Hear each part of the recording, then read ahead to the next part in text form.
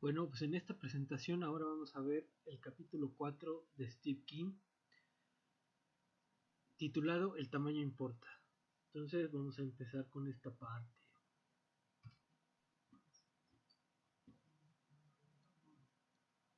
Y una de las preguntas fundamentales en esta lectura es ¿por qué no existe la curva de oferta? Esta es una crítica fundamental porque lo que se va a cuestionar en este capítulo es el hecho de que se pueda lograr llegar a que el precio sea igual al costo marginal. O sea, derivarlo de una forma matemáticamente correcta. Dice, bueno, la curva de demanda puede tener cualquier forma y la curva de oferta no existe. Entonces nosotros veíamos en la visión del consumidor que no se puede lograr de una manera, digamos, lo suficientemente coherente explicar la existencia de la curva de demanda con pendiente negativa. Veíamos los estudios tanto de King como Levinstein, en donde marcaba que si la curva de demanda tenía, por ejemplo, otros efectos que no fueran necesariamente los que la teoría neoclásica establece, por ejemplo, los efectos externos, la curva de demanda podría tener cualquier forma, ¿sí?, distinta a la curva que aparece en los libros de texto, bien comportada de manera con pendiente negativa. Entonces, si él está, bueno, partiendo de ese supuesto, el King aquí dice, bueno, la curva de demanda puede tener cualquier forma, y ahora lo que va a tratar de demostrar es que la curva de oferta no existe. Entonces, esta lectura nosotros vimos en las otras dos pasadas con Steinel y Lavini que la curva de oferta no necesariamente tiene pendiente positiva. Entonces, aquí lo que vamos a ver en esta parte no es tanto, digamos, la forma positiva o no positiva de la curva, sino es el hecho de que no podemos ni siquiera llegar a derivar esa curva de oferta, ¿sí? Entonces vamos a ver, dice, los neoclásicos derivan la curva de oferta del problema de maximización de la ganancia y cuánto producen las empresas, ¿sí? Llegan a la conclusión de que el precio debe ser igual al costo marginal. Sin embargo, si no se cumple esta condición, la curva de oferta no puede dibujarse. De hecho, si ustedes recordarán, en su curso de micro vieron que en equilibrio parcial, digamos, el precio es igual al costo marginal, implica de hecho que esa es la curva inversa de oferta. Y esto se deriva del problema de maximización bajo el supuesto de competencia perfecta. Bueno, entonces aquí digamos, es lo que se va a cuestionar. Si podemos llegar, a partir de la función de beneficio, llegar a esta función de precio igual al costo marginal, que es la curva inversa de oferta. Bueno, entonces dice, va siguiendo, dice, esto explica la hostilidad de los economistas neoclásicos contra los monopolios. El monopolio puede establecer su precio por encima de su costo marginal. Si el monopolio fuese la regla, no podría existir la curva de oferta. Los neoclásicos aman la competencia perfecta porque garantiza que la conducta de maximización y lleva a las empresas a producir donde el precio es igual al costo marginal. Entonces vamos a ver a lo largo de esta presentación la diferencia entre la visión competitiva y en dónde se maximiza y el monopolio donde maximiza. Entonces, aquí aclarando, en la competencia se necesitan dos curvas, la curva de costo marginal y la de demanda. En monopolio necesitamos tres, la curva del ingreso marginal, la curva del costo marginal y la curva de demanda. Entonces, él va a plantear aquí la cuestión de por qué en el mercado competitivo no existe la curva del ingreso marginal y por qué en el monopolio sí. Entonces, vamos a ver bueno, después nosotros sabemos que en este sentido aquí la curva de ingreso marginal sería el precio, pero en cuestiones competitivas esa curva de precio pues es una constante, del ingreso marginal es una constante, porque en monopolio sí es una curva con pendiente negativa. Esa es la cuestión que vamos a revisar aquí en esta parte. Seguimos. Dice el núcleo. Dice la analogía. Traten de convencer a alguien de que el mundo es plano cuando se sabe que es una esfera. Si tomas un pequeño segmento del mundo, la curvatura es tan pequeña que parece plana. Entonces ahorita él va a plantear esta analogía, bueno, después adelante, en donde dice, bueno, yo puedo convencer a alguien de que la Tierra es redonda si voy cortando pedazos de línea y lo voy convenciendo de que si vamos de aquí en un kilómetro, la curvatura de ese kilómetro es realmente imperceptible o incluso puede ser que en ese tramo pueda ser línea. Y entonces, ese hecho yo podría llevarlo en términos de la analogía y podría convencer a alguien, ¿sí?, de que si bien es plano en estos segmentos, tendría que ser plano de aquí hacia el horizonte, digamos, ¿sí? Pero realmente eso nosotros sabemos que a pesar de que nosotros vayamos en un camino que está bien nivelado y que es, digamos, derecho, la Tierra es una esfera, ¿sí? Entonces, es lo que va, esa analogía es la que va a presentar adelante y es lo interesante de esta lectura. Vamos a seguirle. Dice, el análisis económico. Dice, en los puntos cruciales del argumento económico, una cantidad muy pequeña es tratada como cero, y esas cantidades pequeñas de manera agregada son tratadas como cero. Esto es intelectual y matemáticamente incorrecto. Aquí se está refiriendo fundamentalmente a una crítica que hace sobre un artículo de George Stigler que ahorita vamos a revisar, que lo escribe en 1957, ¿sí? Entonces vamos a ver cuál es esta crítica, por qué se deriva de ese artículo y a qué se refiere.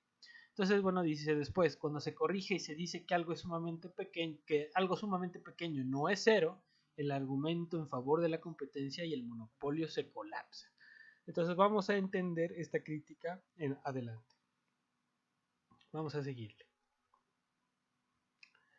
Bueno, y aquí vamos a ver lo del artículo de Stigler. Preludio, dice, la guerra sobre la competencia perfecta. Dice, la crítica había sido hecha por Stigler. Stigler, recuerden que fue un premio Nobel, creo que en los 80, obviamente un clásico, y escribió en 1957 un artículo que se llamaba Competencia Perfecta Historiamente Contemplada. Y ahí lo que hacía era como un análisis histórico del concepto de competencia. Y en una parte del artículo lo que intenta hacer es demostrar cómo se divide el ingreso marginal de las empresas competitivas.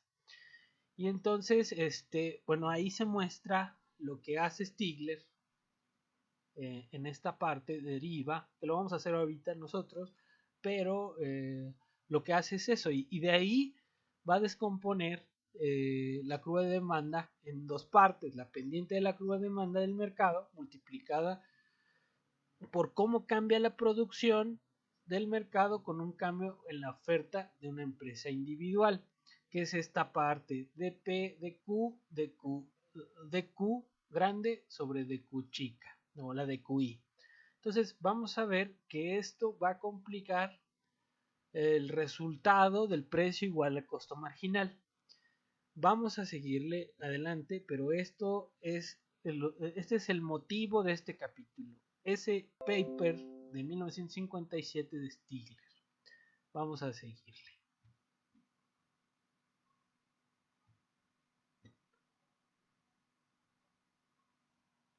Bueno, aquí la curva de demanda de una empresa es cero si el monto en que la producción de la industria cambia, dado un cambio en la producción de una empresa, es igual a cero. Este es uno de los supuestos neoclásicos que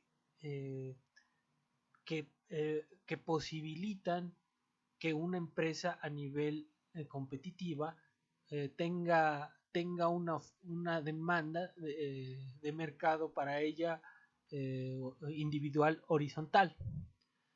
¿Sí? Entonces, no es la demanda del mercado, es la demanda individual. Entonces, su demanda individual es horizontal, sin embargo, la demanda del mercado tiene pendiente negativa.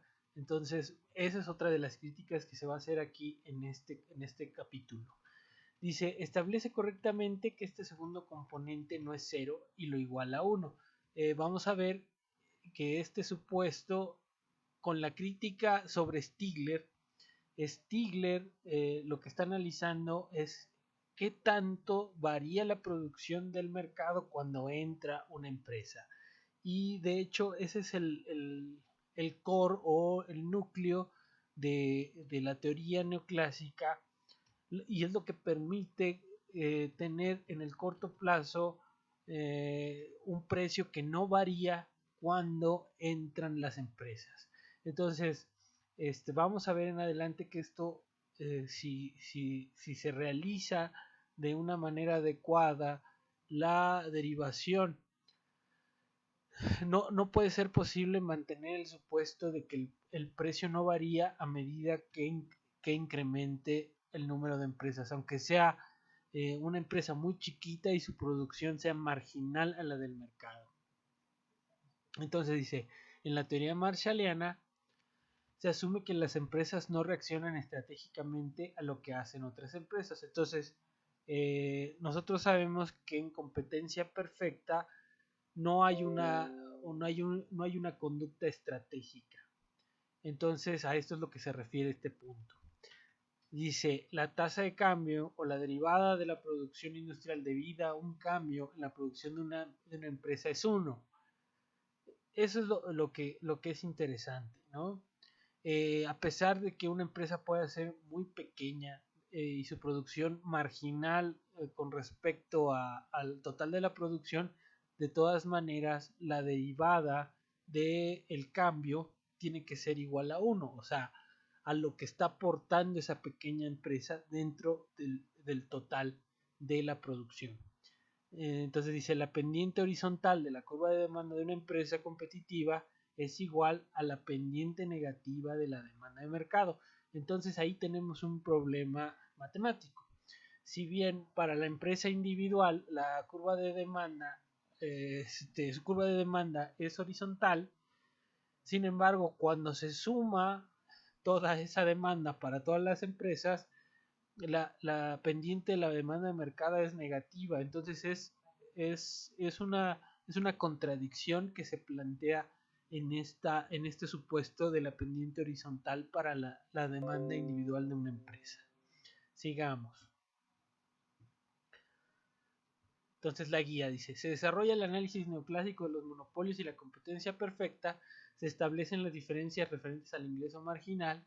El ingreso marginal es igual al precio para las empresas competitivas, dice él, se fundamenta en un error matemático. Una vez que se corrige, las empresas competitivas maximizadoras del beneficio enfrentan las mismas condiciones de un monopolio, misma cantidad y precio. La curva de oferta, independiente de la curva de demanda, no se puede derivar, ¿no? No se puede encontrar una curva de oferta independiente de la curva de demanda. Entonces ahí es otra crítica y es sobre la independencia de la curva de oferta y demanda del mercado. Bueno, vamos a seguirle. Perfección económica. Dice aquí, para los economistas la palabra perfecta tiene un significado preciso y es donde competitivamente se establece que el precio es igual al costo marginal. Es perfecto porque se alcanza la máxima brecha posible entre el bienestar de la comunidad y el costo de proveerla. La curva de demanda representa la tasa de cambio de la utilidad total y la curva de oferta representa la tasa de cambio del costo. Esto es recordando hasta la visión de Gibbons y de Menger respecto a las cuestiones subjetivas que son la curva de demanda y la curva de oferta, ¿sí? Y como de estas dos cuestiones subjetivas, por un lado, por el lado del productor y por el lado del consumidor, se determina el precio, que es el símil del valor de las mercancías, ¿no? Entonces seguimos aquí. Dice, el beneficio de la sociedad es maximizado donde esas dos tasas de cambio son iguales. La utilidad marginal del último bien consumido es igual al ingreso marginal. Dice, la competencia perfecta es perfecta porque la curva de oferta existe, sí y solo si el precio es igual al costo marginal. Y de hecho, cuando se ve bienestar en equilibrio parcial, vemos que en donde se maximiza tanto el excedente del consumidor como el excedente del productor es específicamente donde el precio es igual al costo marginal, que es la situación competitiva, ¿no? Y de hecho por esa razón es que cualquier monopolio daña a la sociedad, porque disminuye el excedente del consumidor y además hay una pérdida social. Seguimos.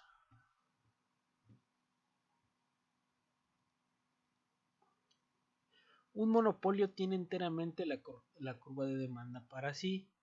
Si la curva de demanda es dependiente negativa, el precio cae cuando aumenta la oferta. Dice, ¿por qué no simplemente se usan datos reales de una empresa? Aquí pregunta aquí, ¿no? Dice, no existen tales datos, el ingreso y el costo de las empresas reales no son los que asumen los economistas neoclásicos. Entonces, eso es otra crítica fuerte, porque los neoclásicos utilizan los datos que surgen de las curvas de la Cobb-Douglas, ¿sí? De la Cobb-Douglas con rendimientos decrecientes. Entonces, ahorita vamos a ver que los ejemplos que ellos ponen, como el que sigue, pues realmente no son datos extraídos de la realidad de una encuesta, son datos que se extraen de modelar bajo el supuesto de rendimientos decrecientes, tanto el precio como los distintos costos. Entonces vamos a seguir. Dice aquí entonces dice, siempre hacen sus ejemplos para criticar su teoría, también haré lo mismo, ¿no? Entonces vamos a ver los datos. Entonces en monopolio aquí lo que vemos es la cantidad, el precio, el ingreso total y el ingreso marginal. Entonces a medida que la cantidad aumenta, el precio tiene que disminuir y el ingreso marginal va incrementando hasta llegar a un máximo que son los 5.500.000 y después de ahí disminuye. Entonces, dada la estructura de rendimientos decrecientes de la tecnología de la productividad, lo que tenemos son curvas de ingreso que van aumentando hasta un cierto límite y posterior a ese disminuye, ¿no? Y aquí podemos ver esa relación del supuesto de los rendimientos decrecientes en el ingreso marginal, que cada vez que incrementa la cantidad producida, pues lo que está pasando es que va disminuyendo el beneficio, el ingreso marginal. Seguimos. Luego por otro lado tenemos la cantidad, va aumentando la cantidad, los costos obviamente los fijos siempre van a ser iguales, el costo total, que ya depende tanto de los fijos como de los variables, va incrementando. Entonces es un costo, una curva de costo con pendiente positiva, ¿sí? Y por ejemplo el costo marginal es una curva de costo con pendiente positiva, que implica que a medida que produzco más, crecen mis costos, ¿sí? Entonces, ese es el supuesto neoclásico. Tenemos una curva de oferta, ¿por qué? Porque la curva de costo marginal crece a medida que la producción aumenta. Vamos a ver. Aquí es una gráfica del monopolio y, por ejemplo, aquí lo que tenemos, esta es el ingreso total, ¿sí? Que llega a un máximo y después disminuye, y tenemos el costo total que va en un nivel más o menos constante y después empieza a subir. y donde se maximiza es en la máxima diferencia, otra vez, entre el ingreso total y el costo total. Entonces, en monopolio se garantiza esta ganancia, ¿sí? Vamos a seguir. Y luego, bueno, aquí tenemos las curvas clásicas de monopolio y lo que tenemos aquí es la curva de demanda, la curva del ingreso marginal, que es la mitad de la pendiente de la curva de demanda, y la curva de costo marginal, que representa la oferta. Y entonces vemos que en monopolio se maximiza donde el ingreso marginal, que es la curva esta moradita o azulita, cuando cruza a la curva de costo marginal. ¿Por qué? Bueno, de este lado, del lado izquierdo, lo que podemos ver es que el ingreso marginal es mayor al costo marginal, pero después del punto en donde se cruzan, el costo marginal es mayor que el ingreso marginal. Por esa relación es que yo llego y mi estímulo es llegar hasta el cruce. Y ahí yo voy a ofrecer esa cantidad, ¿sí?, a un precio determinado por el cruce de esta igualdad con la curva de demanda. Entonces ahí tenemos el precio de monopolio y es la clásica gráfica de la visión neoclásica. Dice el monopolio: el precio excede el costo marginal de producción. La sociedad podría beneficiarse de un incremento en el nivel de producción, pero producir más reduce su ganancia. ¿Por qué? Bueno, si regresamos a la gráfica, si empiezo a producir más, voy a estar en el área del lado derecho. Bueno, el lado derecho mío es el lado izquierdo de la pantalla. Del lado derecho mío, de este lado, si se alcanza a ver, bueno, lo que pasa es que el costo es mayor que el ingreso marginal. Entonces esto tiene pérdidas para el productor, el monopolista. Entonces no hay un incentivo para producir más.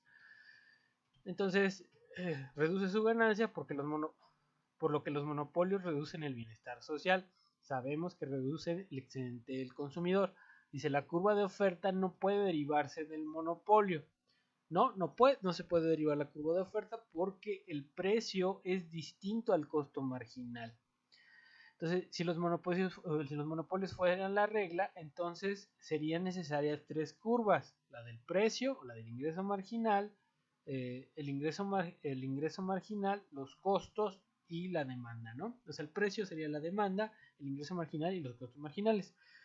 Dice: el precio se establece por la curva de demanda dada la cantidad establecida entre la intersección del costo y el ingreso marginal. Entonces hasta ahí estamos viendo que en el caso del monopolio necesitamos tres curvas: curva de demanda, curva de ingreso marginal y curva de costo marginal para lograr maximizar el beneficio del monopolio.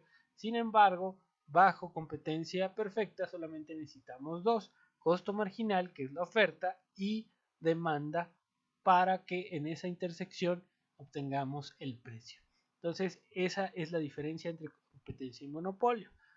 Vamos a seguirle y digamos que esta es la parte fundamental que va a seguir siendo cuestionada en términos de por qué no existe la curva de ingreso marginal en el caso de la competencia perfecta, ¿sí?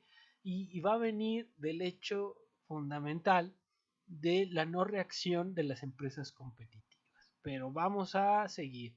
Vamos a ver los supuestos de la competencia perfecta. Entonces, los supuestos.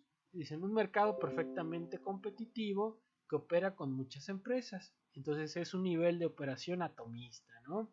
Cada una tiene una pequeña parte de la demanda, son maximizadoras de beneficio, y este es el supuesto que creo es el fundamental, que a veces no se menciona en los libros de texto, pero es que no reacciona a lo que otras empresas hacen o podrían hacer. Responden solamente al precio del mercado, tanto de insumos como de sus productos. Pero entonces aquí, digamos que esto es lo más cuestionable, ¿no? Que no tengan una curva de reacción competitiva a lo que las otras hacen, ¿no? Y esto parece que se justifica en el sentido del número de empresas que son. Entonces, y la parte minúscula que representan del mercado.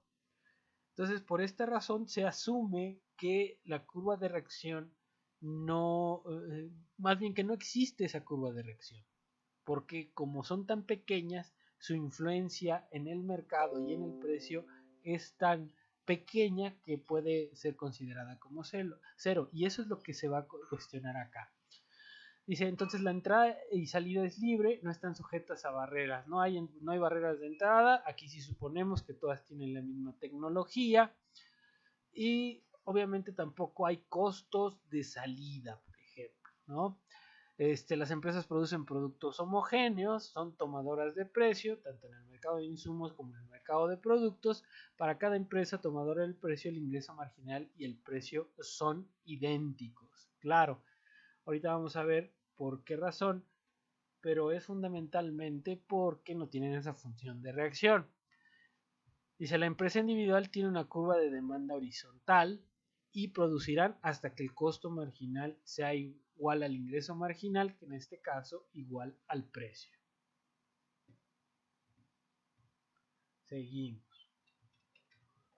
Bueno, y con los anteriores supuestos, entonces, si se llega a que el costo marginal es igual al ingreso al precio, que es el ingreso marginal para la estructura competitiva, lo que vamos a tener es la curva inversa de oferta. Y entonces la curva de oferta se construye adicionando los montos que está dispuesto a ofrecer a un precio dado, o como estamos viendo, a medida que se produce más, como el costo marginal es creciente, pues a medida que produzco más me cuesta más y por lo tanto tengo que cobrar un precio más alto. Entonces, estos montos, los costos, escalan por la curva de costo marginal y la curva de oferta representa el costo marginal de producción. Bueno, es lo que acabamos de decir. Ahora seguimos adelante. Entonces ahora vamos a ver cómo opera la empresa competitiva. Entonces, el precio es igual al ingreso marginal y en este caso pues, es una curva horizontal.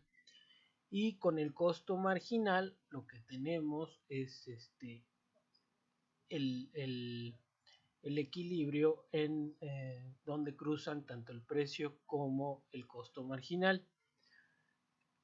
Sí, y bueno, aquí hace falta la curva de demanda, pero en estricto sentido, pues el precio va a reaccionar a la intersección entre la curva de oferta, en este caso el costo marginal, y la curva de demanda. Vamos a ver.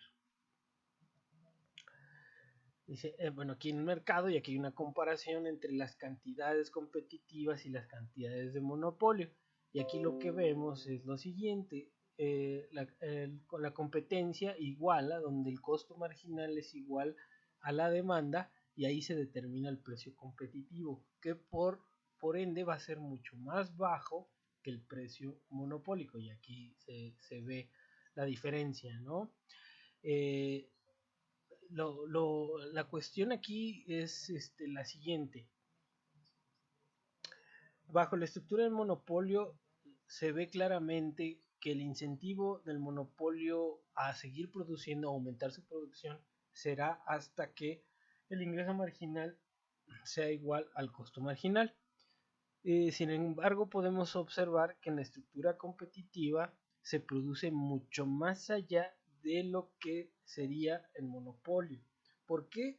Porque el costo marginal de producción o el ingreso marginal en competencia es igual a la curva de precio, ¿sí? Pero ¿qué pasaría, por ejemplo, si en ese mercado hubiera una empresa? Entonces, si tuviera, si tendría su ingreso marginal como la del monopolio o no. Es una de las cuestiones que se puede hacer aquí, ¿no? Bueno, pero entonces aquí se ve la diferencia.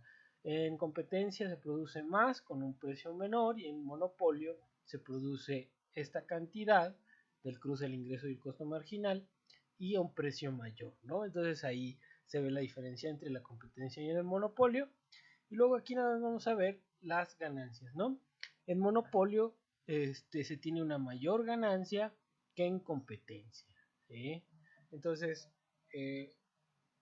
esas son las dos estructuras y que son los extremos de la teoría neoclásica, tanto el monopolio como la competencia. Seguimos. Revisando la suma, dice, este argumento convence a los estudiantes de economía. ¿Cuál es el argumento? El argumento es que el monopolio daña el bienestar social, ¿sí? Fundamentalmente por el hecho de que cobra más y disminuye la oferta. Dice, y esto explica la hostilidad en contra de los monopolios o cualquier mercado en donde se tenga algún poder de mercado por el tamaño. Es curioso que esta pueda aplicarse en el mundo real donde las industrias son dominadas por unas pocas grandes empresas. Entonces, aquí lo que se está cuestionando es que este modelo pues, no está mirando realmente cuáles son las estructuras competitivas en la realidad.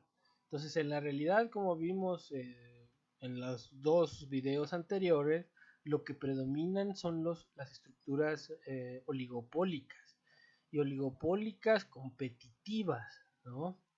En donde hay cambio técnico, hay guerra de precios.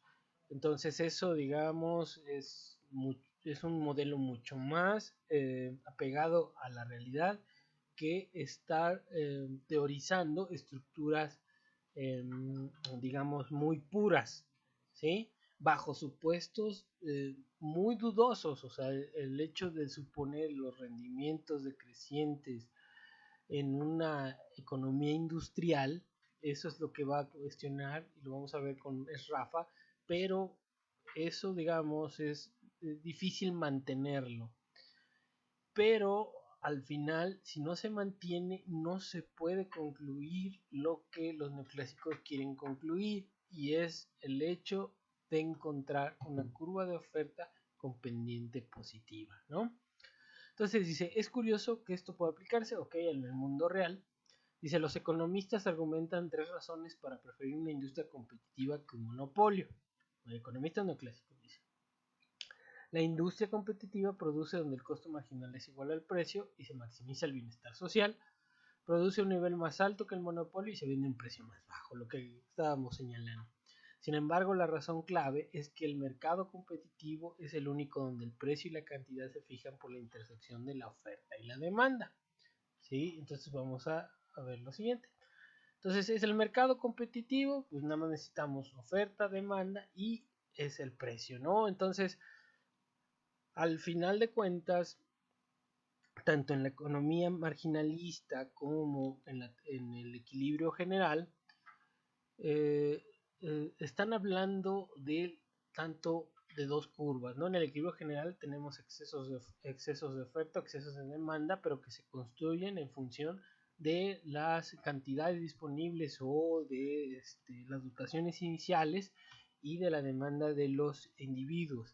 Y de esas dos fuerzas, oferta y demanda, se establecen los precios que vacían los mercados. Y tenemos solamente dos fuerzas. En el caso del monopolio, ahí tenemos tres cosas que influyen en la determinación de la cantidad y el precio en el equilibrio monopólico. Son el ingreso marginal, el costo marginal y la demanda, ¿no? Entonces vamos a seguir. Vamos para acá. Dice, cálculo 101 para economistas, infinitesimales nunca son cero. Bueno, y aquí va a empezar con la crítica. Dice, dos supuestos centrales. Cada empresa es tan pequeña que no puede afectar el precio. La curva de demanda de la empresa individual es horizontal a nivel del precio de mercado. Las empresas son tan pequeñas que no reaccionan a cambios en la conducta de otras. Su variación conjetural, el cambio en la producción de todas las empresas con respecto al de una, es cero. Entonces aquí esos son los supuestos que van a estar a prueba. Dice, esto también implica que si una empresa incrementa su producción en una unidad, la industria también incrementa en una unidad, pues las otras empresas no van a reaccionar a la entrada de esa empresa, ¿no? Y ese es el problema. Estos dos supuestos son incompatibles. Ahorita vamos a ver. Bueno, entonces, si recuerdan, en el en uno de los videos de las 3 lecturas anteriores, lo que veíamos es que, por ejemplo, algunas empresas medianas o chicas, para evitar que las grandes bajaran el precio, lo que hacían era reducir su producción. Si la grande quería entrar, pues ellas reducían su producción para evitar que se cayera el precio, ¿sí? Entonces estaban reaccionando a una posible entrada competitiva de la grande, ¿sí? Por hacer esfuerzos de venta. Entonces ahí se justificaría que la producción del mercado no aumentara. ¿Por qué? Porque ellas iban a reducir su producción para que la otra entrara. Pero en este caso, por ejemplo, lo que se dice aquí es que si las empresas no reaccionan, o sea, no reducen su cantidad, entonces cuando entre la gran empresa produciendo más, entonces necesariamente la cantidad de la oferta de todo el mercado tendría que incrementar. Entonces, eso es lo que se está cuestionando aquí. Si las empresas no reaccionan, cada vez que entre una nueva empresa, la oferta del mercado va a aumentar.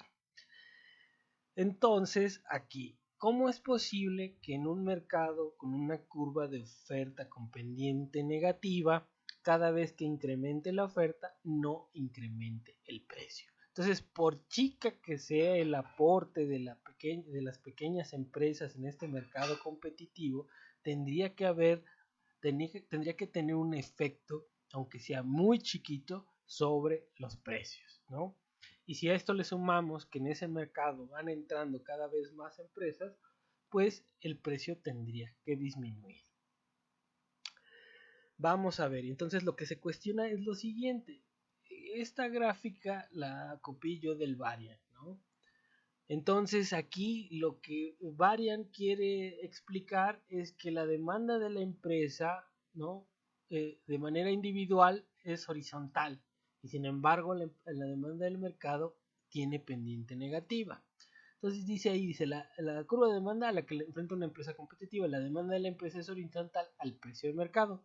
Cuando compra un precio más alto no vende nada y cuando cobra un precio más bajo se enfrenta a toda la curva de demanda del mercado. Entonces, eh, eh, es lo que ellos suponen, ¿no? A nivel individual, una curva de demanda horizontal y a nivel de mercado, una curva de demanda con pendiente negativa. Vamos a seguir. Dice, si la pendiente de demanda es negativa, el incremento en la producción total disminuiría el precio, sin importar lo bajo que esto sea, ¿sí? Dice, como la teoría establece que las empresas no reaccionan al incremento de la producción de una empresa, entonces la producción tendría que incrementarse. Entonces, cuando la oferta es mayor a la demanda, pues eso tendría a disminuir el precio. Entonces dice, la única forma en que el precio no reaccione sería que las otras empresas disminuyeran la producción, como en el caso planteado en los modelos anteriores. Entonces la curva de oferta no se desplazaría y el precio se mantendría constante, ¿no? Dice, el precio del mercado es afectado por las acciones de una empresa. En tal caso, la curva de demanda será de pendiente negativa, con pendiente suave. ¿Sí? Entonces aquí lo que está cuestionando es el hecho de que se argumente que cuando entra una empresa eso no tenga efecto sobre el precio. Vamos a ver. Y es una cuestión pues importante de establecer, o sea, el precio de equilibrio, si las empresas son tomadoras de precio en este mercado competitivo, pues lo que se está asumiendo es que el precio se está determinando ex ante. Entonces el precio de mercado implica que yo voy a tomar como empresa el precio que está en el mercado y voy a entrar y a ese precio voy a ofrecer. Pero si yo tomo ese precio en el tiempo T e incremento la oferta en ese mismo tiempo, en el periodo entre T y T más 1 debe de haber un ajuste en el precio por el incremento en mi oferta. Entonces, ahí también el hecho de que yo entre al mercado induce una caída en el precio. Entonces, ahí se estaría rompiendo el hecho de que yo sea tomador de precios. O sea, soy tomador, pero también estoy modificando la estructura cuando yo entro, aunque sea de manera marginal. Eso es lo que se está cuestionando acá y es interesante esa parte. Vamos a seguir. Dice, poniendo esta crítica de otra forma, si se rompe una línea de pendiente negativa en partes, entonces tendrás un número grande de líneas planas. O sea, esto es lo que querría decir el supuesto de que para una empresa la demanda es horizontal y que para el total es de pendiente negativa. O sea, es decir, que si parto una línea de pendiente negativa, desagrego, digamos, esa curva de pendiente negativa, tendría entonces, siguiendo este argumento, líneas de pendiente horizontal, lo cual es una contradicción. Dice, si se suman líneas nuevamente, tendrás una curva con pendiente negativa, lo que es matemáticamente imposible. Si tienes curvas de pendiente negativa en las sumas, vas a tener una curva agregada de pendiente negativa, pero si tienes curvas de pendiente horizontal, que son más que escalares, pues vas a tener otro escalar. Dice, si sumas líneas planas, tu resultado es otra línea plana. Si partes una línea de pendiente negativa en muchas partes, tendrás muchas líneas de pendiente negativa pequeñas. Dice, el concepto económico de competencia perfecta se basa en un error matemático de confundir una cantidad pequeña con cero. Entonces vamos a seguirle y ahorita vamos a explicar dos cositas en el pizarrón, pero vamos a seguir con esta crítica de aquí. Dice, los economistas razonan la curva del ingreso marginal de la siguiente manera. Si existe una empresa, existe si hay una empresa, pero si hay un número grande de empresas desaparece. Y eso tiene que ver con que en competencia perfecta la curva del ingreso marginal es igual al precio. Pero ¿por qué cuando nada más hay una sola empresa, esa curva del ingreso marginal tiene la pendiente negativa? ¿Sí? Y la razón fundamental es que el monopolio está considerando el mercado para sí. Pero ¿por qué no una de las empresas o cualquier empresa no tiene que considerar el mercado cuando entra? Si cualquier empresa necesita por lo menos saber cómo está el mercado para saber si entra o no en términos de rentabilidad. ¿Sí? Entonces no me imagino yo o cualquier emprendedor que no esté considerando esa curva de mercado a donde quiere incidir, por chico que sea, ¿sí? Entonces eso es lo que se está cuestionando aquí, ¿no? Dice, el monopolio establece su precio del ingreso marginal igual al costo marginal, lo que es consistente con su teoría. Dice, una industria competitiva fija su precio donde la curva de oferta y la curva de demanda se intersectan. El ingreso marginal no aparece. A nivel colectivo, la industria competitiva debe de producir donde el costo excede el ingreso marginal. O sea, si consideramos las dos situaciones, entre el monopolio y la competencia, el monopolio fija su precio en donde el costo marginal es igual al ingreso marginal. Y si se mueve más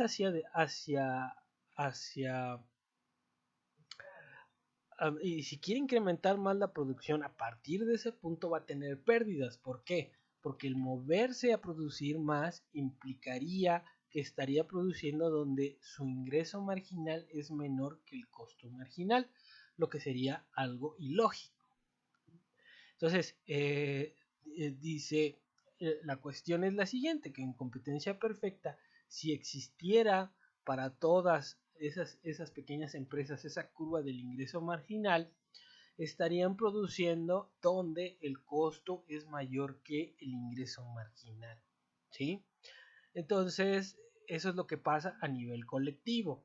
Dice, y en lugar de maximizar las ganancias con el producto adicional, se pasa al punto donde el ingreso marginal es igual al costo marginal, lo que produce pérdidas, ¿sí? O sea, eso es lo que se está cuestionando. Dice, esta paradoja significa que la empresa individual y los aspectos del modelo de la competencia perfecta son inconsistentes, en el sentido de la maximización del beneficio, ¿no? Dice, para que la competencia perfecta resulte en mayor empleo a un precio menor que el monopolio. En el nivel agregado, la conducta individual de maximización del beneficio lleva a un resultado irracional. Dice, en el nivel de mercado, las empresas competitivas producen donde el costo marginal es mayor que el ingreso marginal colectivo, lo que estábamos comentando. Producen donde el costo marginal es igual al precio, excediendo el ingreso marginal. ¿Por qué? Porque pasan del ingreso igual al costo marginal al precio determinado por el costo marginal y la demanda. ¿Sí? En una área donde el costo marginal es claramente superior que el ingreso marginal. Entonces, mientras que el monopolio produce donde su ganancia se maximiza, las empresas competitivas tienen que producir más allá de ese punto. Dice, por lo que la producción industrial, al pasar de la producción de monopolio, produce pérdidas. Aún así, se supone que las empresas son maximizadoras. Y aquí es donde cabe cuestionar ese equilibrio competitivo, ¿no? Cuando nosotros estamos hablando de precio igual al costo marginal, pues estamos pensando en los clásicos, en un nivel en donde el precio cubre necesariamente solo los costos de producción, ¿sí? Y esa no es la naturaleza del capitalismo o de las empresas. Las empresas siempre necesitan, por lo menos, aunque sean chiquitas, tener una mínima ganancia, una mínima rentabilidad. Y eso lo vimos claramente en los modelos anteriores de Steindl y Lavini, ¿no? Donde a partir de la ganancia que quieres ganar y la estructura de tus costos es el precio mínimo que vas a cobrar, ¿sí? Y aquí no, parecería en esta estructura que esas ganancias normales es la norma de la conducta competitiva, lo que es, digamos, muy cuestionable y además no existe en la literatura económica una versión convincente de lo que significan esas ganancias normales determinadas por el precio igual al costo marginal. ¿Sí? Algunos dicen que ahí hay costos de administración, que se le están pagando a los administradores o la gestión, pero repito, como les he dicho, esos costos de gestión no son costos de producción, y esta teoría de lo que está hablando es de la forma de asignación de los factores productivos, trabajo, capital, y por ende está hablando de la asignación de esos factores en un proceso productivo. ¿Sí?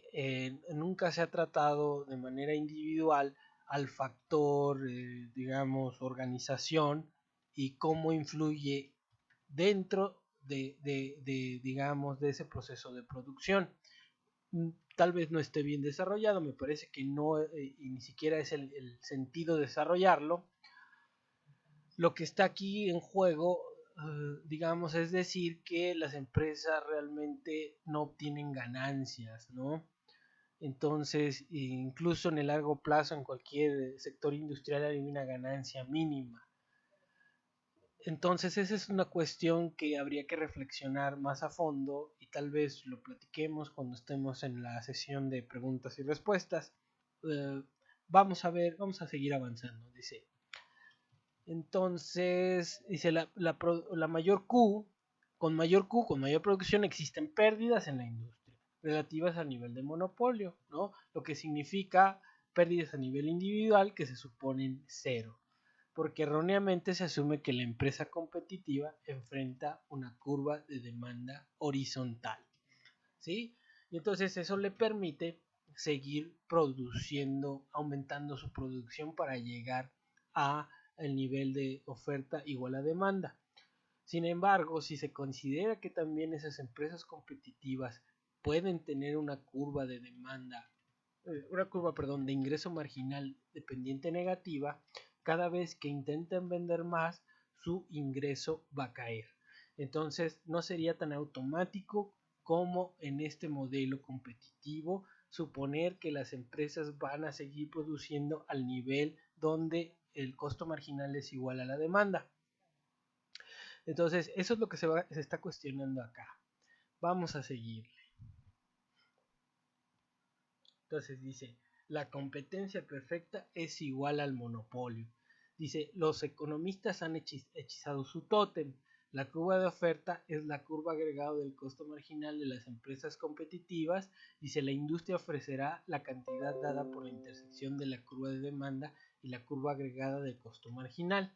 Dice, el precio que la empresa competitiva toma como dado cuando ajusta su producción es el establecido, donde el ingreso marginal es igual al costo marginal. La cantidad producida a ese precio será equivalente a la producción de un monopolista. Dice, el monopolio y la competencia perfecta son idénticos. Bueno, ahorita vamos a dar ahí una prueba sobre esta parte. Entonces me voy a pasar al pizarrón.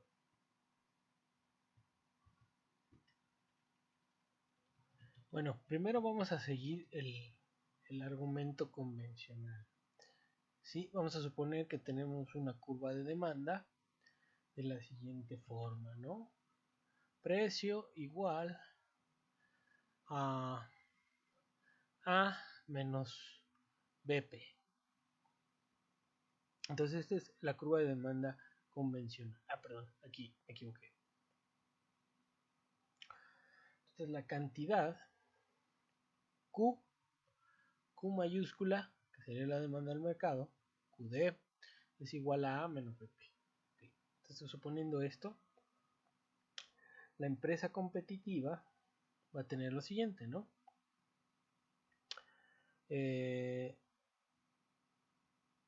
Pi va a ser igual a precio por cantidad, ¿sí? Aquí lo vamos a poner así, menos los costos, ¿sí? Dependen de la cantidad, entonces C de Q. Vamos a suponer que esta C de Q es una función C chiquita por Q, y así la hacemos más fácil y lineal para lo que queremos mostrar.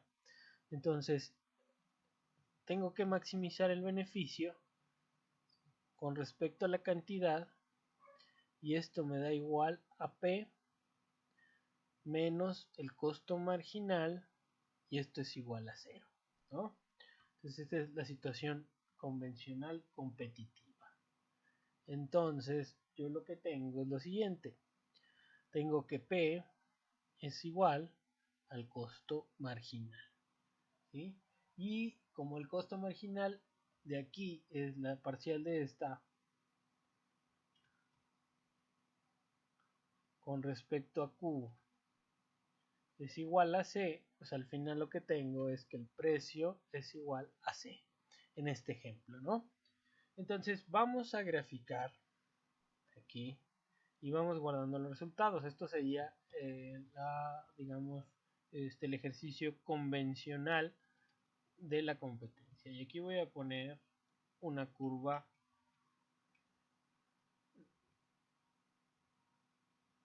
voy a poner el equilibrio, bueno, más bien ahorita vamos a dibujar la curva de demanda.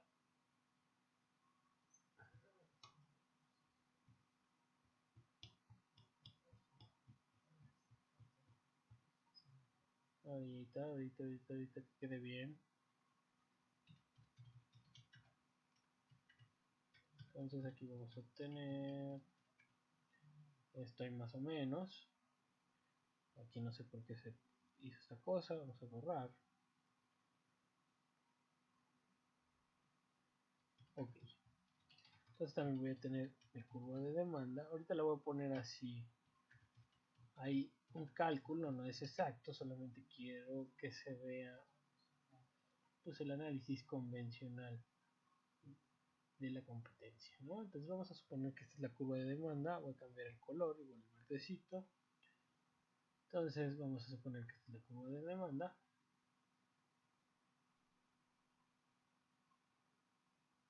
Listo. Entonces,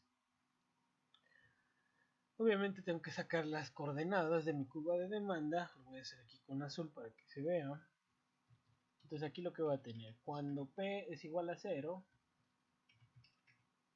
¿cuánto vale Q? Entonces Q vale A. y luego cuando Q es igual a 0, P vale A sobre B. Entonces, cuando P vale 0, yo tengo que Q acá vale A. Entonces, este extremo es A. Y cuando Q vale 0, acá tengo A sobre B. Entonces, este extremo son los puntos máximos A sobre B. ¿Sí? Entonces ahí tendría esa curva de demanda con respecto a esos puntos. ¿Sí? Y mi precio aquí sería C. Lo voy a poner con roja. Entonces aquí el precio sería C. Voy a ponerlo con la regla porque sea mejor. Para que quede bien.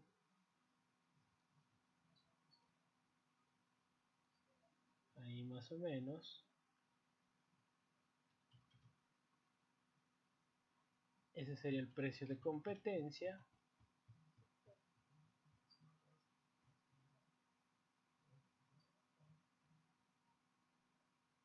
Y la cantidad de competencia. ¿Sí? Y la cantidad ahorita la calculamos. ¿Cuánto es la cantidad? Entonces si mi precio es igual a C, entonces yo tengo Q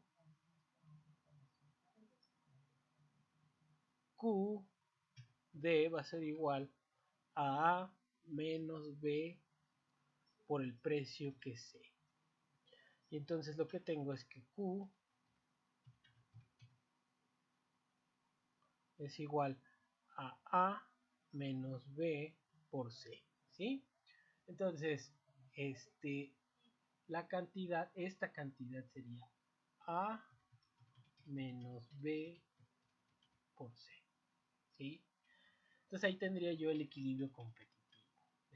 Precio igual a C y la cantidad A menos BC. Ok, ahora vamos a sacar el equilibrio de monopolio. Entonces aquí fíjense, antes de pasar al equilibrio de monopolio, lo que yo estoy suponiendo es que las empresas no están considerando en su función su efecto sobre sobre la oferta o sobre la demanda y su efecto, el efecto que ellos van a tener sobre el precio.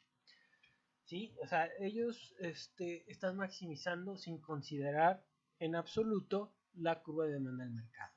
Entonces vamos a ver ahora qué pasa en monopolio. Entonces, en monopolio la situación es diferente porque el monopolista, ¿sí?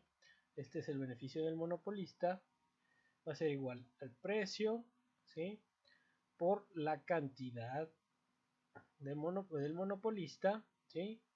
Aquí le voy a poner monopolista menos el costo que depende de la cantidad. Entonces, hemos dicho varias veces que para los neoclásicos no hay una diferencia de escala. Suponiendo que este monopolista concentra el mercado, pues es una empresa grande.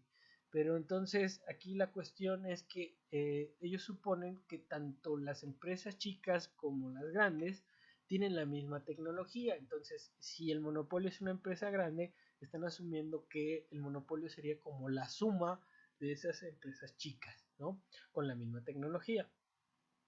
Entonces aquí vamos a suponer que la estructura de costos de esas empresas pequeñas, ¿no? Es la misma que la del monopolio, ¿sí? Entonces aquí, bueno, vamos a asumir, aquí faltó decir que si bien este es el óptimo para una pequeña empresa, esto, digamos, refleja también el óptimo de la industria competitiva, ¿sí? Y por lo tanto, aquí no estamos sumando, estamos asumiendo que este es el óptimo de esa industria competitiva, en donde están operando las pequeñas empresas y no están considerando la demanda del mercado en su función de ganancia. Acá sí. Entonces lo que hace el monopolio es considerar esta función de demanda en su función de beneficio. Entonces, ¿qué va a hacer el monopolista? Lo que va a hacer, bueno, aquí primero tendríamos que despejar el precio, vamos a poner la función inversa de demanda. Entonces vamos a ponerla acá, que sería lo siguiente. Entonces yo tengo, lo que sé es esta, Q es igual a menos BP. ¿Sí? Entonces, como aquí el monopolista va a considera el mercado para sí mismo, entonces esta QM y esta Q van a ser iguales. Entonces ya sé que cambie esta Q por QM o QM acá la ponga, pero eso no importa. Ahorita vamos a despejar esta, vamos a despejar el precio. Entonces lo que voy a tener es lo siguiente, voy a tener Q entre A, perdón, aquí ya, Q menos A, Q, ay caramba, hago bolas, todavía no prendo. Sería Q, otra vez, Q menos A entre menos B, y es igual a P, ¿sí? Entonces lo arreglo, me voy a tener P es igual a A menos Q, y lo voy a poner con Q chiquita porque va a ser la misma que el monopolio, y sobre B. Entonces la curva inversa de demanda sería esta. Entonces, ¿qué va a hacer el monopolio? Considerarla en su función de maximización. Entonces la voy a poner ahí. Entonces el monopolista, el beneficio del monopolista va a ser igual a esa P, pero en lugar de poner aquí esta P, voy a poner A menos Q entre B por Q, ya no le pongo M porque sabemos que es lo mismo, menos C de Q, que dijimos que era C de Q. Entonces maximizo el beneficio con respecto a la cantidad. Y lo que voy a tener es lo siguiente, voy a tener A sobre B por Q. ¿Sí? Bueno, maximizado, pues ya me queda así. Menos 2 veces Q sobre B. Menos C, y es igual a 0.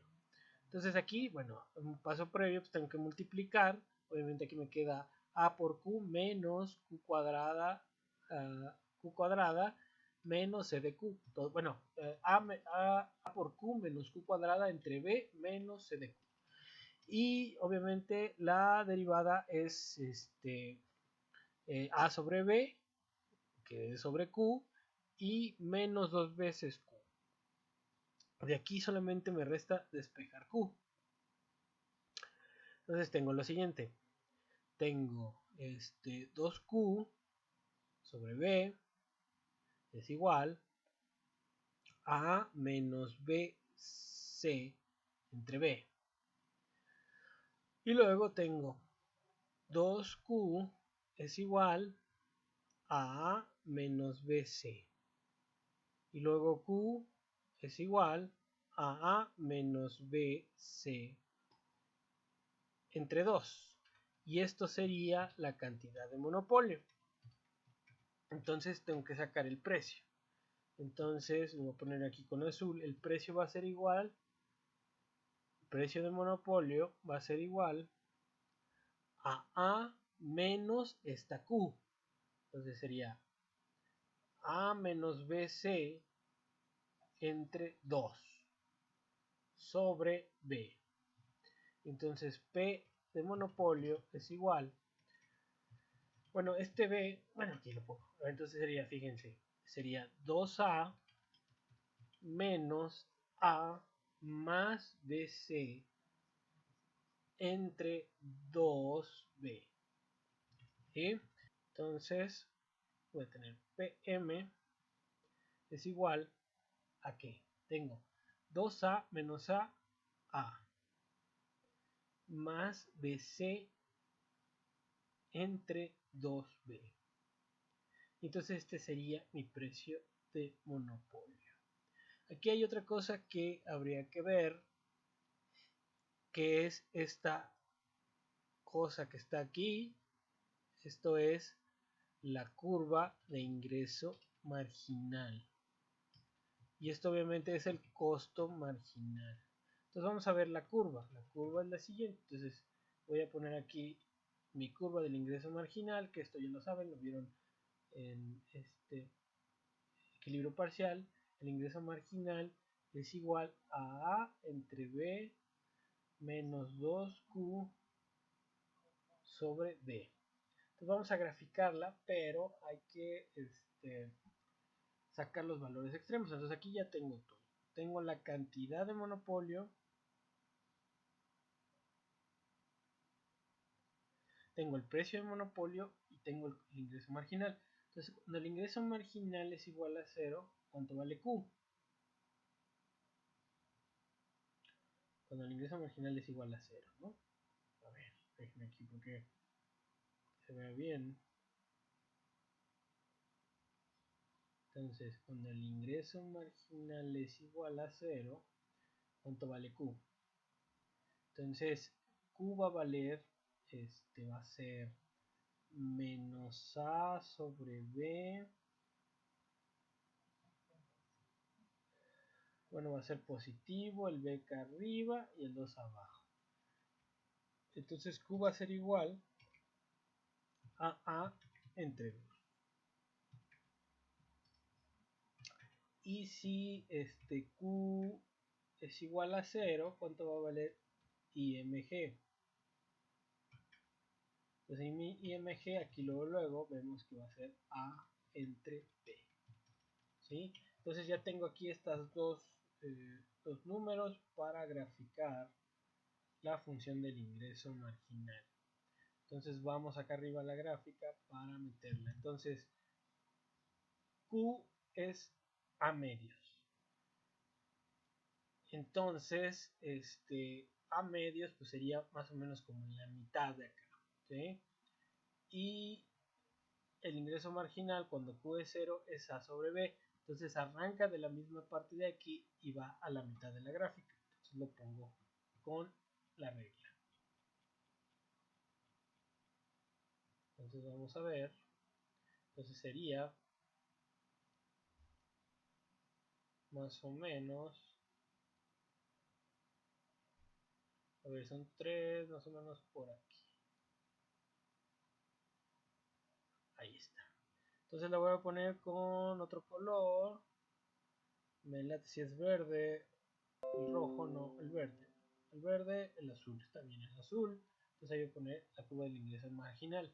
Entonces lo que voy a tener es lo siguiente. Listo. Entonces, lo que voy a tener,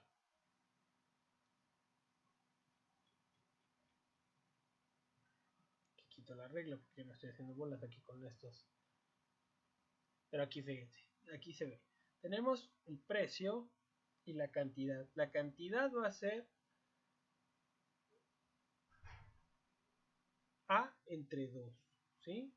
No, la cantidad va a ser la cantidad va a ser A menos BC entre 2. Pero el equilibrio, ¿dónde lo voy a encontrar? Aquí. Y te voy a poner también la regla para que se vea bien derechito, porque esta gráfica nos va a servir para todo lo que voy a hacer adelante. Entonces, aquí tenemos esto. Lo voy a poner ahí, lo voy a poner con negro. Y entonces vamos a tener lo siguiente. Ahí.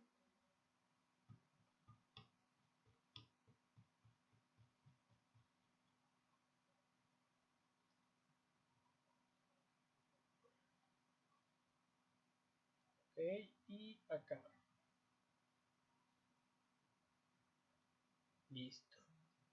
Entonces, vamos a poner los valores. Entonces, abajo yo voy a tener A, el precio voy a tener A más BC entre 2B. Entonces en el precio yo voy a tener A más BC entre 2B. Ese es el precio. Y la cantidad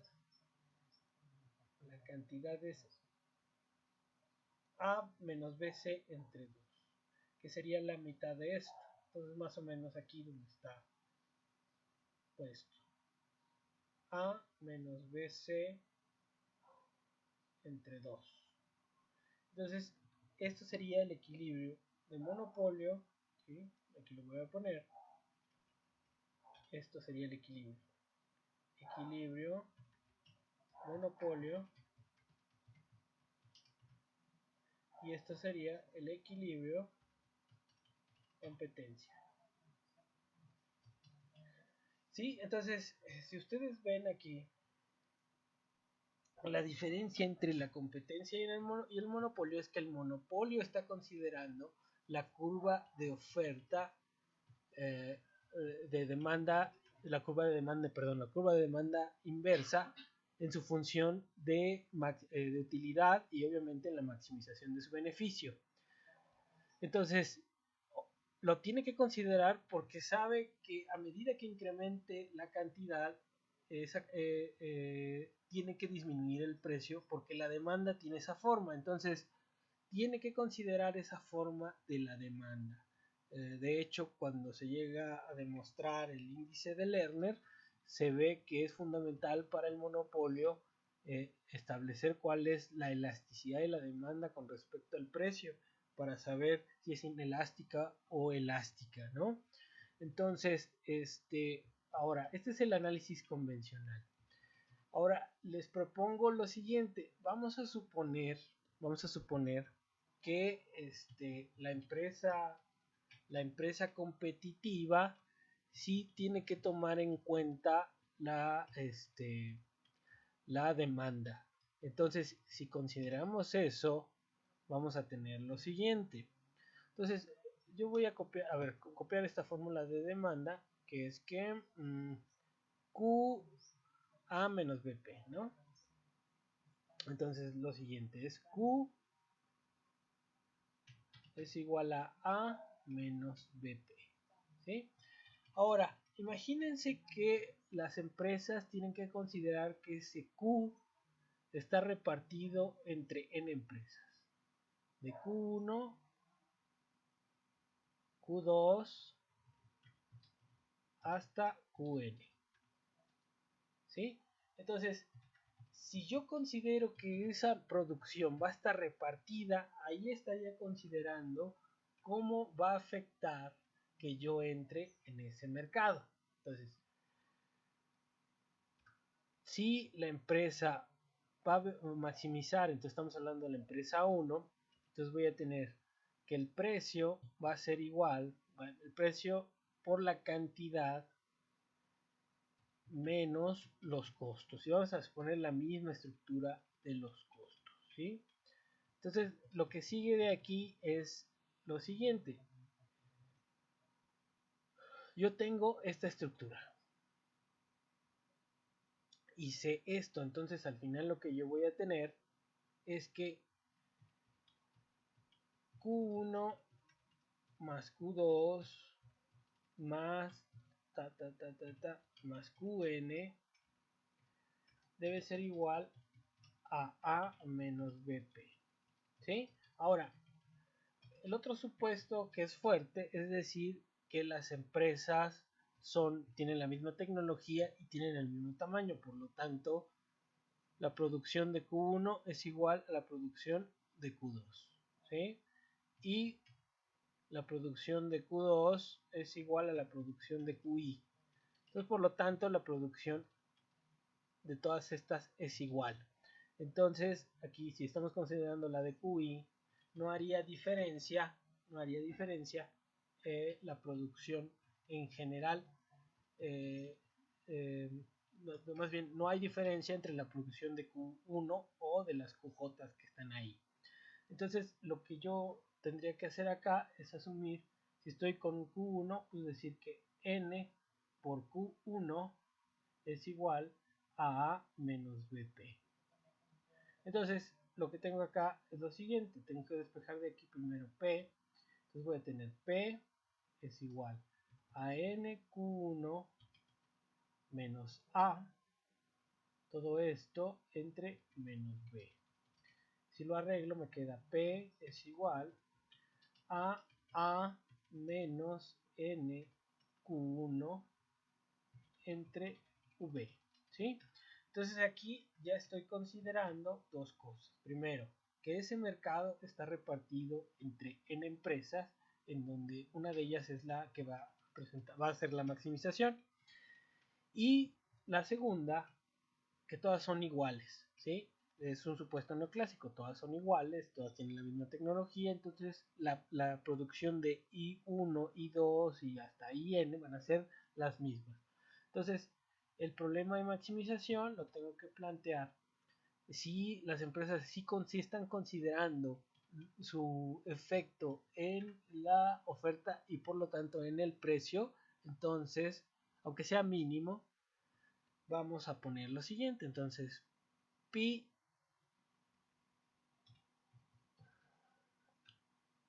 va a ser igual a P, pero en lugar de P voy a poner esta.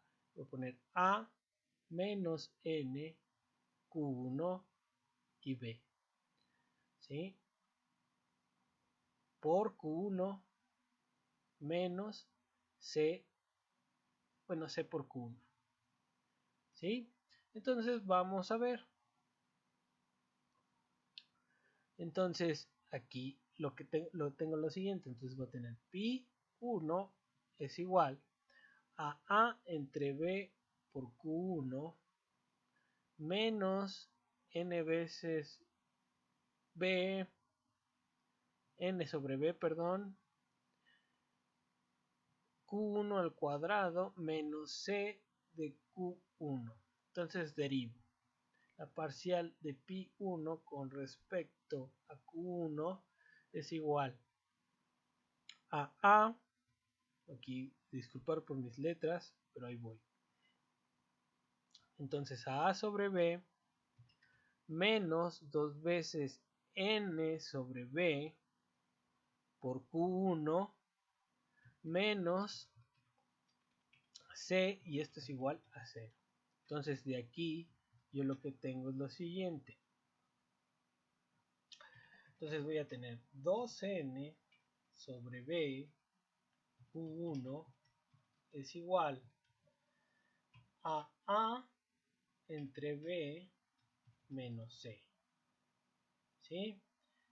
O lo que es igual, voy a tener 2n q1 y es igual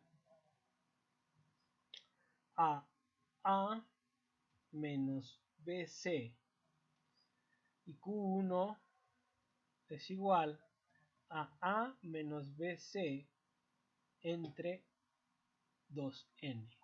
¿Sí? Luego de aquí tengo que sacar el precio. El precio lo saco de acá. ¿Sí? Entonces sustituyo esta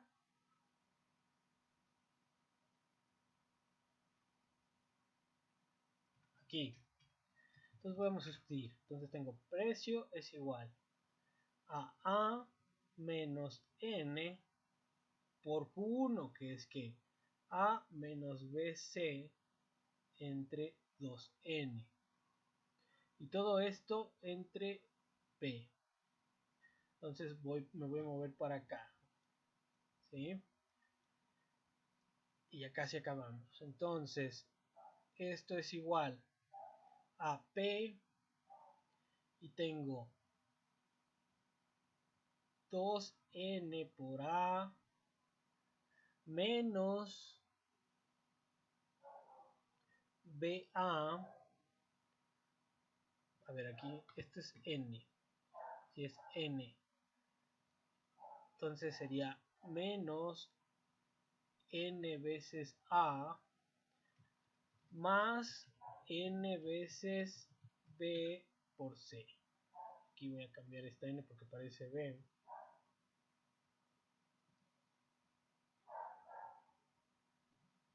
Entre ¿sí?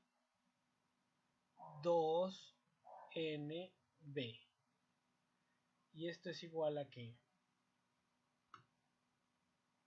al final tengo 2Na menos Na, pues es Na menos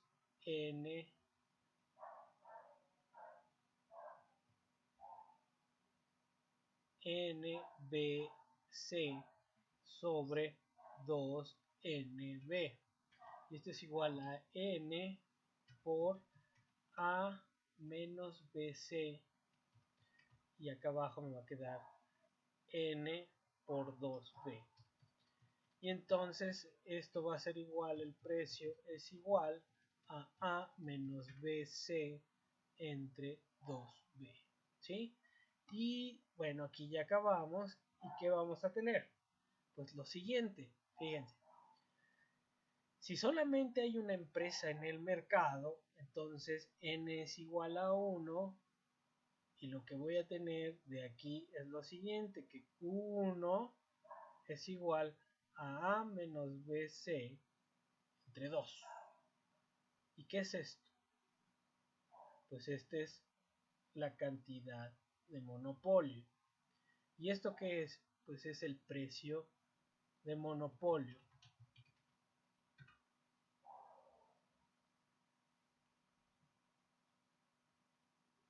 ¿Sí? Y este no cambia conforme que se mueve N. Entonces, bajo este supuesto en donde todas las empresas sí reaccionen a la entrada en el mercado y su efecto sobre los precios, lo que va a suceder es que el precio que al que van a vender va a ser el precio de monopolio. Y lo que va a suceder es que se van a repartir la cantidad entre tantas empresas entren. Entonces, si ustedes ven aquí, cuando es una empresa, yo tengo que la cantidad es A menos BC, que es esta cantidad A menos BC entre 2. Y el precio es el precio de monopolio. Entonces, lo que va a pasar, por ejemplo, si son dos empresas, ¿sí? Si son dos empresas, el precio no se va a mover, pero la cantidad, por ejemplo, si son tres empresas, voy a tener aquí A menos BC entre 6. ¿Sí? Entonces, ¿qué es lo que estoy diciendo? Pues que cada empresa se va a repartir el mercado en estas porciones, ¿no? Entonces, si son 3, yo lo que tendré que hacer es 3 por Q1, porque son iguales, y eso sería A menos BC entre 2. ¿Sí? Entonces, lo que está pasando es que se están repartiendo la cantidad de monopolio entre el número de empresas que entran. Entonces, bajo ese supuesto se reparten esto.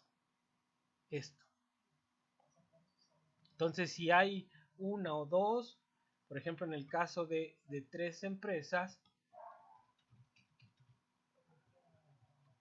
lo que están haciendo es repartirse ese mercado en 3 pedazos, ¿no? Que sería esto,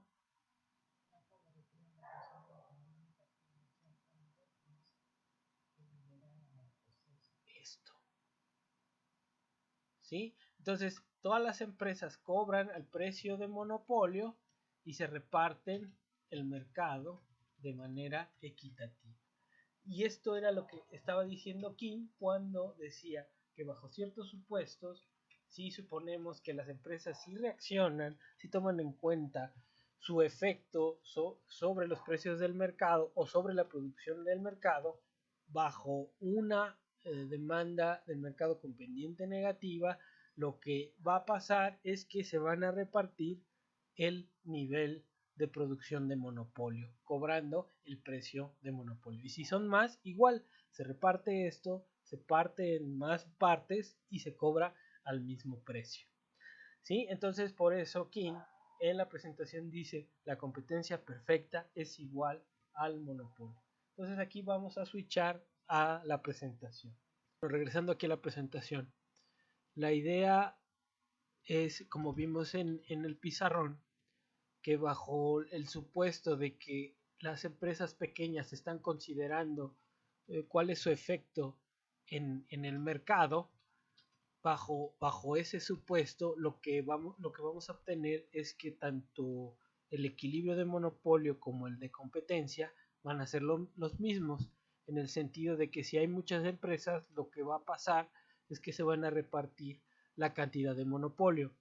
Entonces, con ese supuesto y con el ejercicio que vimos, pues ya lo que dice aquí King queda claro, ¿no? La cantidad producida a ese precio será equivalente a la producción de un monopolista. El monopolio y la competencia perfecta son idénticos. Entonces, vamos a seguir con la diapositiva. Dice, para los neoclásicos, ¿no? Ingresos de escala y la duración de la competencia perfecta. Dice, para los neoclásicos el monopolio no tiene ventajas de escala sobre la competencia perfecta, por lo que ya expliqué en una gráfica previa, en una diapositiva previa. Si consideramos los costos de producción de un producto homogéneo, entonces una empresa grande tiene ventajas sobre la pequeña. Las empresas se benefician de los ingresos de escala. Claro, las grandes empresas tienen beneficios de escala no solo porque pueden vender más por la tecnología que les da, sino porque a medida que venden más disminuyen más rápido sus costos fijos. Dice, los ingresos de escala ocurren cuando los costos suben menos, cuando la escala de producción incrementa, metalurgia, automotriz, cemento, etc.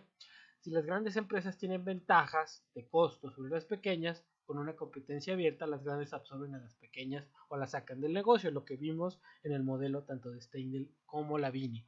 Implica que la competencia perfecta es insostenible y llevará con el tiempo a una situación de oligopolio o monopolio. Lo que vimos en la lectura de Steindl, ¿no? Al final, lo que se plantea ahí es un grado de concentración absoluta. ¿Sí? Entonces, esto obedece a que las grandes empresas, en la medida que se quieren expandir en el mercado y vender más, por esa diferencia tecnológica y esa superioridad en costos, pueden dar un precio más bajo, lo que al final terminará por eliminar a las chicas.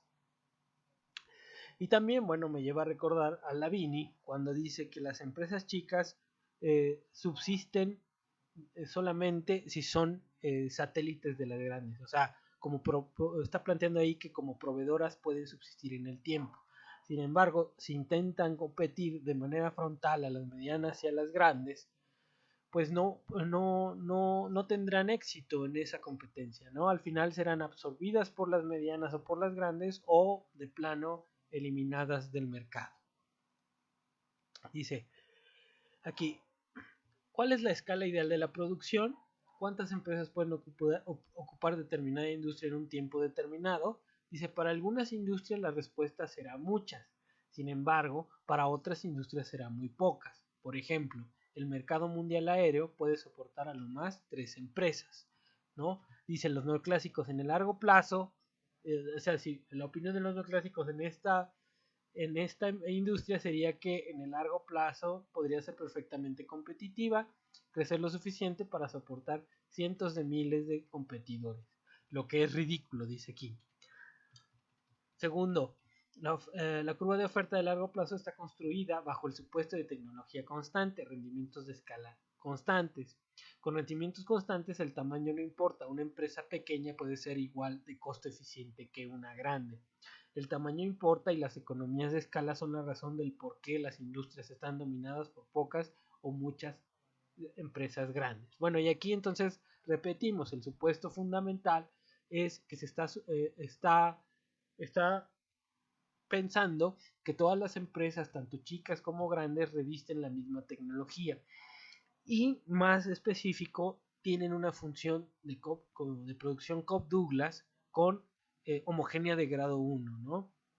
Entonces, en el corto plazo eso implica rendimientos decrecientes y en el largo rendimientos constantes. Si flexibilizamos ese supuesto, ya vimos lo que podemos conseguir. Si los rendimientos son crecientes, podemos conseguir curvas de costo decrecientes y por ende ahí, digamos, se rompe la idea del equilibrio. ¿Por qué? Porque hay un incentivo para las empresas que tienen que aumentar la producción, porque al aumentar la producción ganan más por esa tendencia decreciente de los costos. Entonces, aquí en este modelo, en el modelo alternativo, por ende, no se puede plantear, digamos, un óptimo. No, de hecho, no hay óptimo, ¿no? Las restricciones no son internas como en el caso neoclásico. Yo no puedo decir cuál es la producción óptima, ¿sí? Puedo decir que necesito producir mínimamente algo para que sea rentable, ¿sí? Entonces, si yo fijo un precio igual al costo medio, eso me va a determinar una cantidad mínima para por lo menos salir tablas, ¿no? Si vendo por debajo de esa cantidad, estaré perdiendo y si vendo por encima, voy a ganar, ¿sí? Cosa distinta con el modelo neoclásico, en el cual siempre se está en un nivel óptimo cuando el precio es igual al costo marginal. Sin embargo, no hay ganancia. Entonces, es una cosa que hay que discutir. Vamos a seguirle.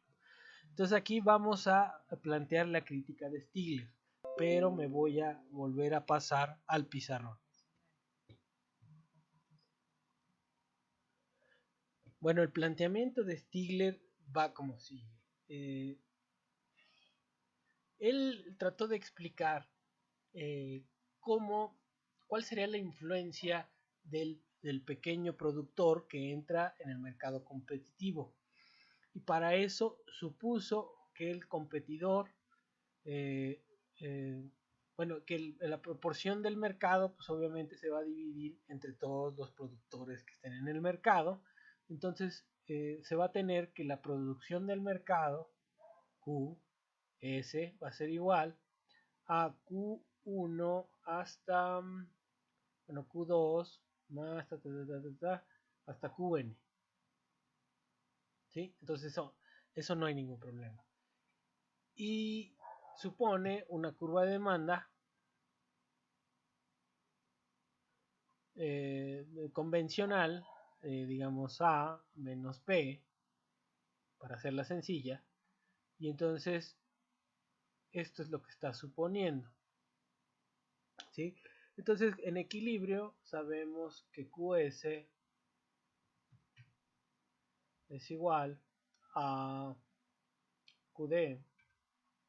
Entonces por lo tanto voy a tener que Q1 más Q2 más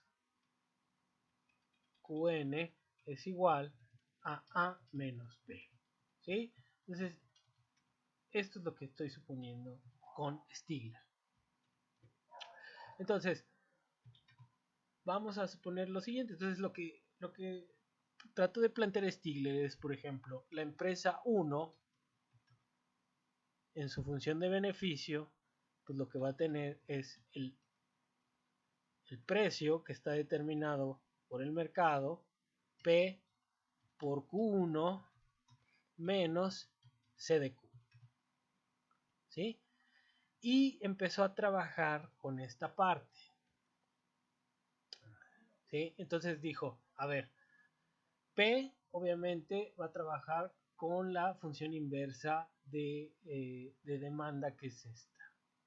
Entonces puso P igual a Q1 más Q2 más Qn menos, no sería menos, sería menos P menos A, luego invierto, tengo P, más bien invierto, multiplico, entonces voy a tener A menos 1 más Qn. Entonces esta sería mi función inversa de demanda. Entonces, lo que él supuso es lo siguiente, dijo, la derivada de 1 con respecto a Q1 va a ser igual. Y aquí es donde viene el detalle. P depende de Q1 a través de Q grande. ¿Sí? Entonces, lo que voy a tener va a ser la siguiente. Va a ser la derivada de P con respecto a Q, perdón, Q grande,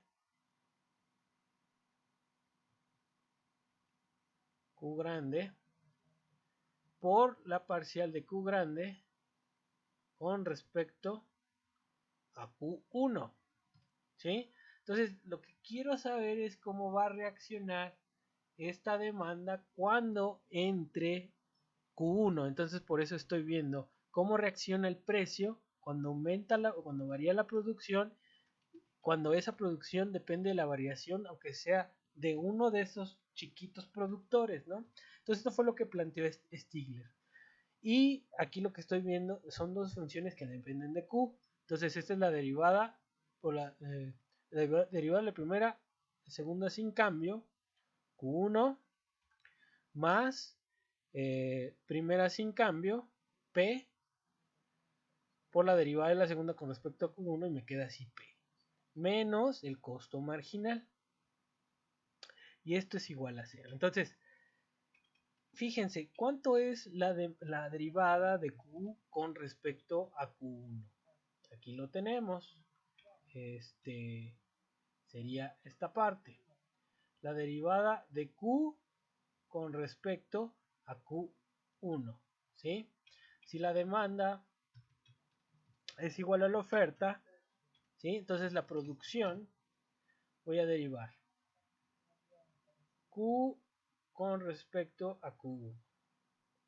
Y esto es igual a 1. Entonces esta parte, dice Stigler, y es verdad, es 1. Entonces esto me va a modificar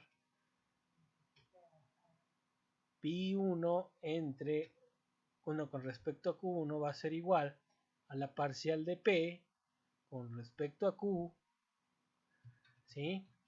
Y esto es 1, entonces me va a quedar Q1 más P, ¿sí? Menos CMG igual a 0. Entonces, la cuestión que planteó Stigler y que llevó a una crítica, el objetivo de Stigler no era meter esta crítica, pero el problema es que él consideró estas cuestiones dentro de la función de maximización del beneficio de la empresa competitiva y llevó a este problema. El problema aquí es que esto, ¿cuánto vale? ¿Sí? Entonces, para llegar al equilibrio competitivo necesitaríamos que esto fuera igual a 0 para que el precio fuera igual al costo marginal. Sin embargo, este cambio en el precio cada vez que se modifica la cantidad por esa unidad, ¿sí? No es 0. Y él aquí lo está asumiendo que es 0 porque dice que esta QI, como son tantas empresas en el mercado, esa QI es demasiado pequeña, ¿no? Entonces, dice, pues esto podemos asumir que es aproximadamente igual a 0, ¿sí? Pero es un supuesto que saca Stigler para poder salvar a la teoría neoclásica en el hecho de que el precio es igual al costo marginal. Sin embargo, por esa es la crítica que hace King. Esto no puede ser 0. Por muy pequeño que sea, es un cambio que va a implicar que el precio nunca sea igual al costo marginal. Ok, entonces aquí tenemos, voy a despejar, vamos a tener el precio es igual al costo marginal menos la parcial de P con respecto a Q por Q1, ¿sí? Ahora, esta, por ser una derivada de una función de demanda que tiene pendiente negativa, pues va a cambiar el signo. Entonces la derivada de una función de demanda con respecto ya sea la inversa, que lo ven aquí, que esto es Q, pues va a tener un signo negativo, entonces esto va a ser positivo. Entonces el precio va a ser igual al costo marginal más esto, ¿sí? Y esto es un valor mayor que 0, digamos, por muy chico que fuera, es una y, ¿sí? Que va a impedir que el precio sea igual al costo marginal. Entonces, al haber hecho ese resultado Stigler, lo que hizo fue impedir que el precio fuera igual que el costo marginal, porque esto, por muy chico que sea, no es igual a 0. Y por lo tanto, de aquí King retomó esa lectura para mostrar esta inconsistencia de lo que obtiene Stigler con los resultados de la teoría neoclásica. Entonces aquí hay que aclarar que Stigler fue un neoclásico que llevó a generar este problema para la teoría neoclásica, ¿no? Pero muestra aquí claramente que el precio nunca puede ser que igual al costo marginal. Por lo tanto, no es posible, si no se consigue que el precio sea igual al costo marginal, no es posible conseguir la curva de oferta, porque la curva de oferta solo se consigue si el precio es igual al costo marginal, que es la curva inversa de oferta. Entonces, esto era lo que yo quería mostrarles en el pizarrón y vamos ahora a switchar a la presentación para terminar. Bueno, entonces ahí creo que queda clara la crítica, bueno, la crítica que sale del análisis de ese paper de Stigler. Vamos a seguirla acá con la diapositiva. Luego la que sigue, diálogo con los sordos. Dice, existen otras teorías de la competencia, Cournot, Nash y Bertrand, donde las empresas reaccionan estratégicamente a lo que otras empresas hacen, donde una producción perfectamente competitiva puede ocurrir de una conducta monopólica. Dice, el modelo estándar marshalliano de la empresa es falso. La curva de demanda de la empresa competitiva no es horizontal e igualar el costo marginal con el ingreso marginal, precio en el caso de la competitiva, no maximiza la ganancia. Una industria competitiva producirá el mismo monto de producción que un monopolio y venderá al mismo precio. Luego dice, estas críticas han sido publicadas en muchas revistas, incluyendo una editada por físicos, cuyas capacidades matemáticas exceden las de los economistas. Bueno, él está ahí comentando lo que le ha pasado, ¿no? Y dice, no he sido capaz de publicar en una revista neoclásica. No quieren que esta crítica sea reconocida por los libros de texto para economistas. Dice, Stigler en sus intentos de salvar a la teoría neoclásica ha ocasionado más problemas de los que resolvió. Dice, y que mandó esa demostración a un journal y le contestaron lo siguiente. El editor le dijo, esta versión de la regla de la cadena es contraria al método del equilibrio parcial y es irrelevante, ¿no? Y eso fue un journal de Economics and Education. Entonces, seguimos, ¿no? Entonces, ¿qué? La principal consecuencia de esta crítica es que no existe la curva de oferta. Explica por qué los economistas neoclásicos se adhieren a esta noción tan poco realista y no les gusta ninguna industria en el mundo real. Los economistas han ensalzado la noción de que la competencia es la que garantiza el bienestar y la competencia perfecta ha sido siempre su ideal. Dice, este capítulo muestra que la teoría económica no tiene bases para preferir la competencia perfecta sobre el monopolio. El objetivo es establecer el costo marginal igual al precio, ¿no? Dice, es una ilusión imposible de alcanzar. Para que aplique, parte de la producción debe ser producida con una pérdida.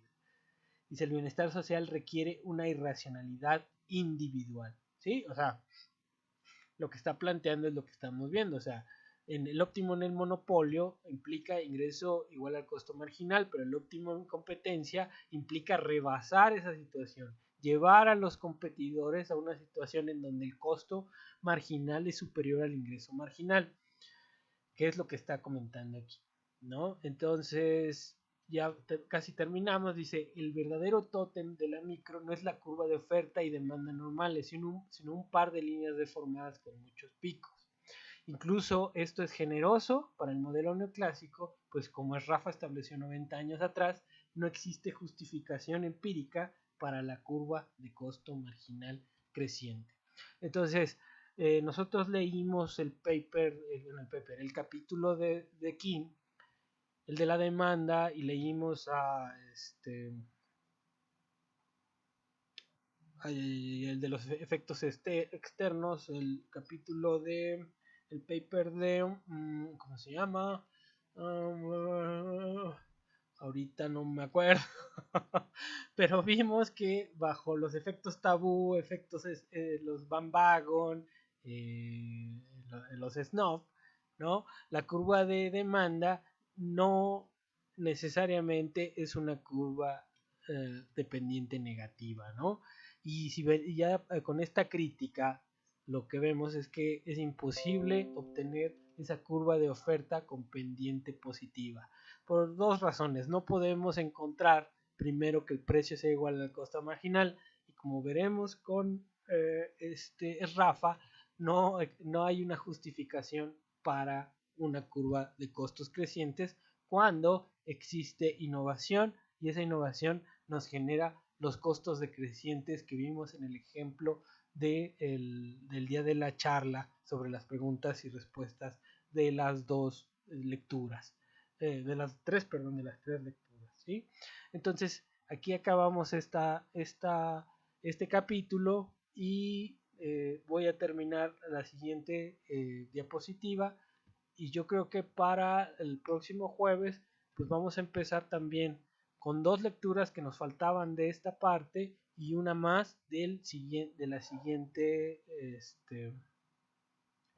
el siguiente tema del curso. Entonces aquí le dejamos y los veo en el Zoom para las preguntas sobre las lecturas. Saludos.